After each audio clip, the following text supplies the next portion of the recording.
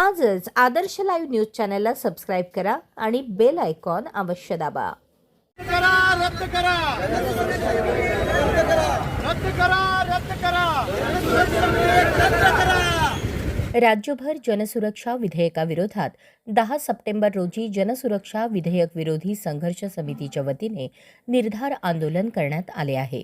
या पार्श्वभूमीवर पनवेलमध्ये शिवाजी महाराज चौकात झालेल्या या आंदोलनात शेतकरी कामगार पक्ष, शिवसेना, उभाठा, काँग्रेस, राष्ट्रवादी, मनसे, समाजवादी, माकप, शेकाप, सकप, बाकप, Forward Bloc, RPI Secular, Bharat Jodo Abhiyan, जन आंदोलनाची संघर्ष समिती, श्रमिक मुक्ती दल तसेच डावे, समाजवादी, आंबेडकरवादी, प्रगतिक, धर्मनिरपेक्ष व लोकशाहीवादी पक्ष आणि संघटनांचे नेते, कार्यकर्ते मोठ्या संख्येने सहभागी झाले. या विधेयकामुळे लोकशाही धोक्यात येऊन नागरिकांच्या संविधानिक अधिकारांवर गदा येणार असल्याचा आरोप आंदोलनकर्त्यांनी केला. सरकारवर टीका करणे, लोकहिताचे प्रश्न मांडणे व आंदोलन करणे हे गुन्हे ठरणार असल्याचा इशारा देण्यात आला. तसेच संघटना, पत्रकार, अभ्यासक व सामाजिक चळवळी दडपण्यासाठीच हा कायदा आणण्यात आल्याचे नेत्यांनी सांगितले. आधीच दहशतवाद व नक्षलवाद रोखण्यासाठी पुरेसे कायदे असताना हा नवीन कायदा जनतेच्या नव्हे तर सत्ताधाऱ्यांच्या सुरक्षेसाठी आहे असे मत व्यक्त करण्यात आले. जनसुरक्षा विधेयक त्वरित रद्द करा अशा घोषणांनी परिसर दुमदुमला. शिवाजी महाराज चौकातून पनवेल बस डेपोपर्यंत रॅली काढून नागरिकांना या कायद्याचे धोके सांगण्यात आले. शासनाच्या विरोधात जो कोणी व्यक्ती जाईल, जी कुठली संघटना जाईल, जो कुठला पक्ष जाईल, त्या साऱ्यांना दबवण्यासाठीच हा कायदा अस्तित्वात आलेला आहे. लॉ अँड ऑर्डर मेंटेन करण्यासाठी या महाराष्ट्रामध्ये अनेक कायदे आहेत, ज्यांचा वापर करत आजपर्यंत महाराष्ट्रामध्ये या ठिकाणी कायदा सुव्यवस्थेचं रक्षण करायचं काम केलेलं आहे. दुर्दैवानं या ठिकाणी सध्याच्या परिस्थितीमध्ये लॉ अँड ऑर्डर एका बाजूला आणि शासनाचा निर्णय दुसऱ्या बाजूला असं होत असताना हा जुलमी कायदा केवळ आणि केवळ शासनाला कोणी विरोध करू नये, विरोध करणं शक्य होऊ नये या एकाच उद्देशानं आणलेला आहे.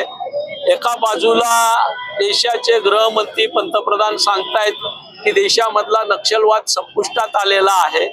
दुसऱ्या बाजूला देवा भाऊ सांगतात की फक्त 2 तालुक्यामध्ये नक्षलवाद शिल्लक आहे. पण 2 तालुक्यामध्ये नक्षलवाद शिल्लक असेल तर नक्षलवाद निपटण्यासाठी हा नव्यानं कायदा पुन्हा आणण्याची कुठलीही गरज आज नाही आहे. आणि म्हणून जनसामान्यांच्या चळवळी ज्या सरकारच्या कारभाराच्या विरोधात असंतोषातून निर्माण होत आहेत, सरकारचे जे जनविरोधी निर्णय आहेत त्याच्यातून निर्माण होत आहेत, त्या दडपण्यासाठी आणि कुणीही आपल्या कुठल्याही धोरणाला विरोध करू नये. आपण विनासायास सर्व काही त्या ठिकाणी गौतम अदानींना, अंबानींना देऊ शकलो पाहिजे. जनतेच्या जमिनी घ्यायच्या आणि 8 दिवसाच्या आत त्या उद्योगपतींना आंदण द्यायच्या, हे कामकाज आपल्याला करता यावं, याच्यातून मोठ्या प्रमाणात पैसा आपल्याला खाता यावा आणि याला कुठेही जनतेचा विरोध होऊ नये या उद्देशानं हा कायदा आलेला आहे. भारतीय राज्यघटनेनं जो अभिव्यक्तीचं स्वातंत्र्य दिलंय, चळवळीचं, आंदोलनाचं स्वातंत्र्य आपल्याला दिलेलं आहे, ते डॉक्टर बाबासाहेब आंबेडकरांनी दिलेल्या सर्व स्वातंत्र्याची गळचेपी करावी आणि आम्ही म्हणू तेच राष्ट्र, आम्ही म्हणू तेच करा, त्याच्या विरोधात बोलाल तर आम्ही तुम्हाला जेलमध्ये टाकू, अशा पद्धतीचा हा दडपशाहीचा नमुना आहे. म्हणून त्याला साऱ्या थरातून विरोध होतोय.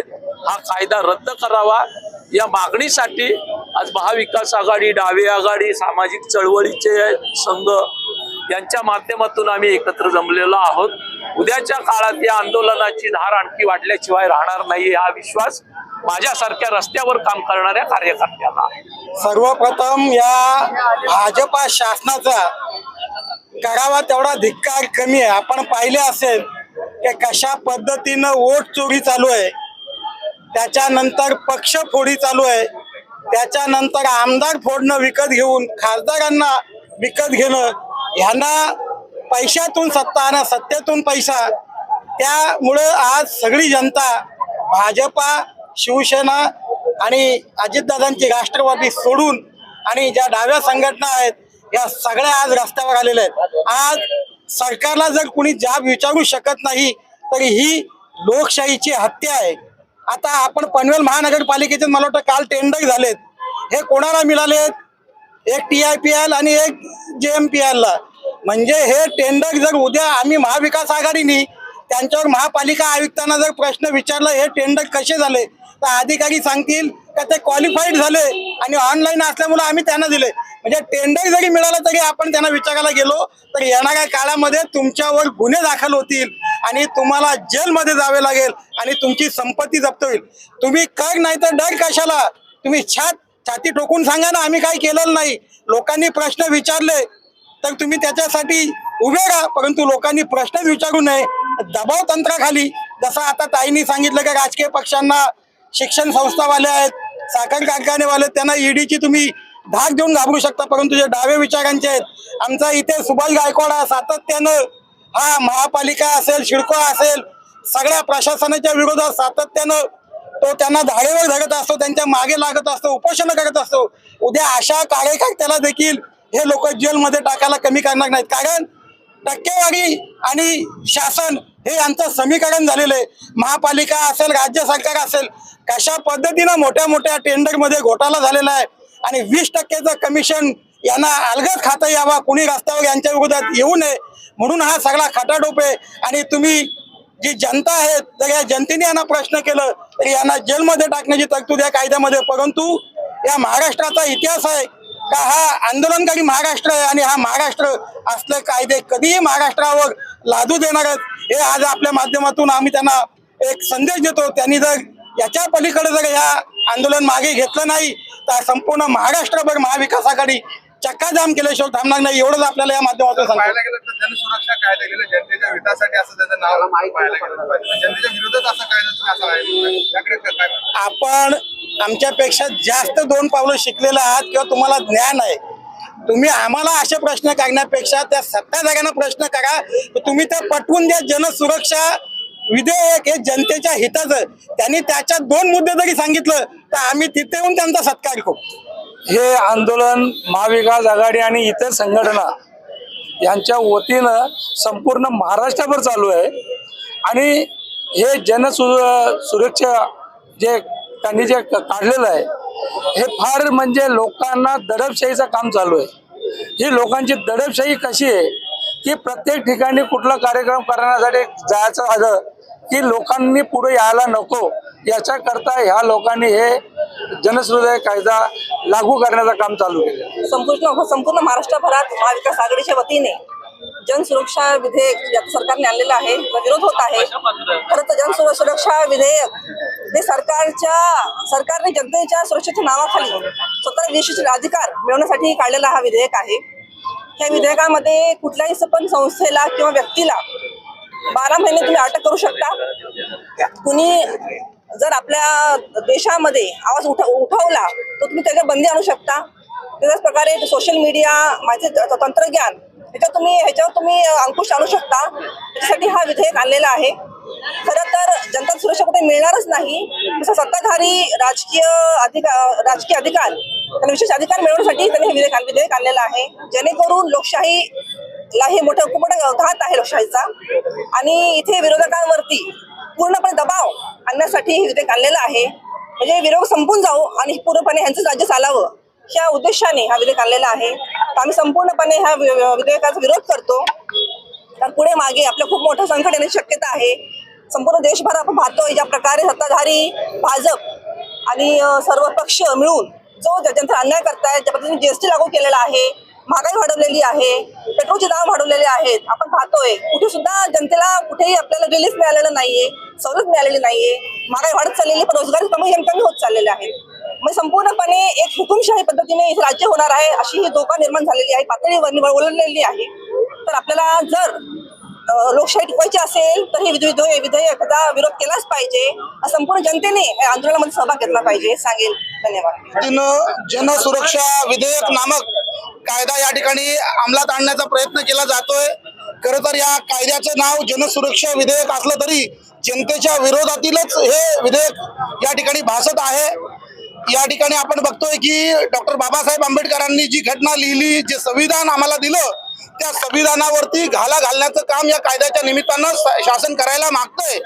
इतिहासाच्या पुस्तकामध्ये, नागरिक शास्त्रामध्ये आम्ही 5वीला एक धडा शिकलो होतो की फंडामेंटल राईट, माझे मूलभूत अधिकार.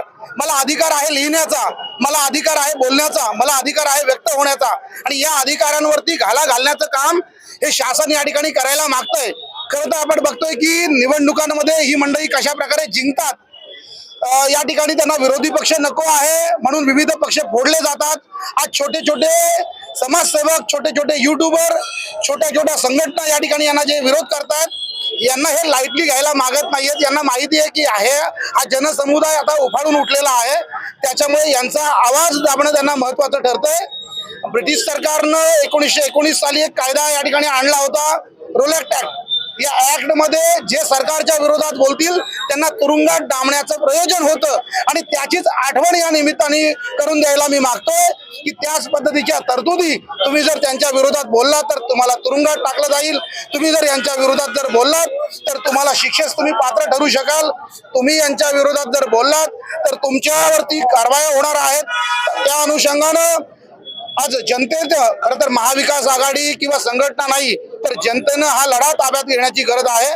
मी सर्व जनतेला या ठिकाणी विनंती करतोय की आपण या लढ्यामध्ये सामील व्हा. करायचा आहे. नक्षलवादाची व्याख्या करणारा एकही शब्द या कायद्यात नाही. मग तुम्ही बिमोड कशाचा करणार आहात? कशाला नक्षलवादी म्हणता?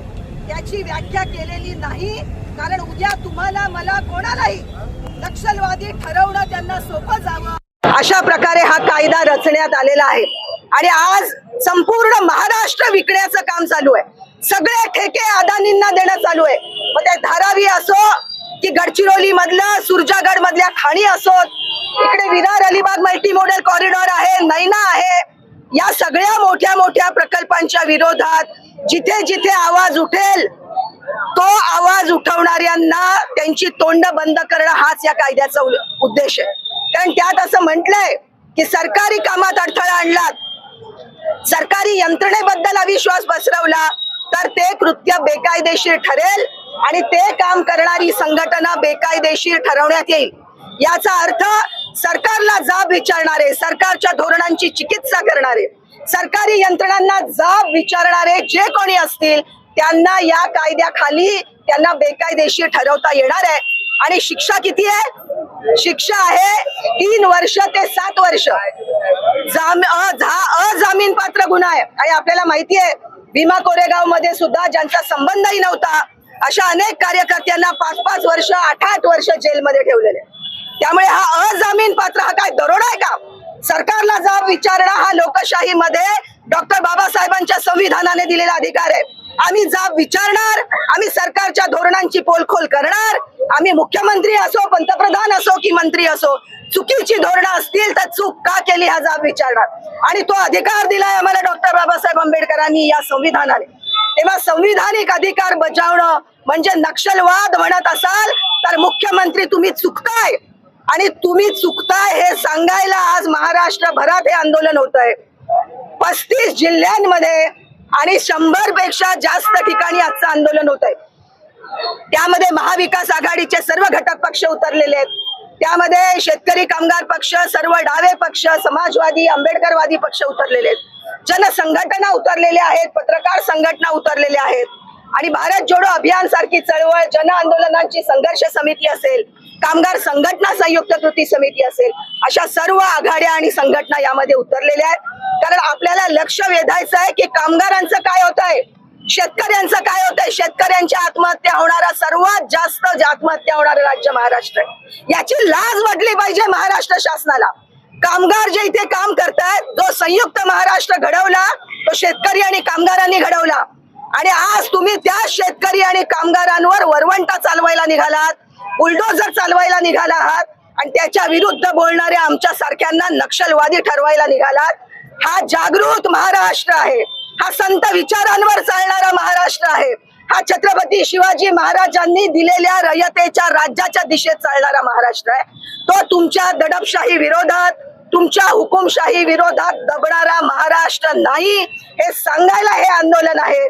आणि मुख्यमंत्र्यांना हे बजावून सांगितलं पाहिजे की महाराष्ट्राचा इतिहास खूप उज्ज्वल आहे, उन्नत आहे आणि त्यामध्ये अनेक टप्प्याटप्प्यातून जो महाराष्ट्र घडलेला आहे त्या महाराष्ट्राचा सर्वात काळा कालखंड आज चालू आहे आणि तुमची इतिहासात नोंद सर्व काळ्या कालखंडामध्ये जुलमी व्यवस्था चालवणारे मुख्यमंत्री असा व्हायला नको असेल तर हे जुलमी विधेयक ताबडतोब मागे घ्या असा इशारा आजचं हे आंदोलन महाराष्ट्रभरात देत आहे आणि म्हणून आम्ही हे म्हणत राहू की हम लढेंगे लढेंगे लढेंगे.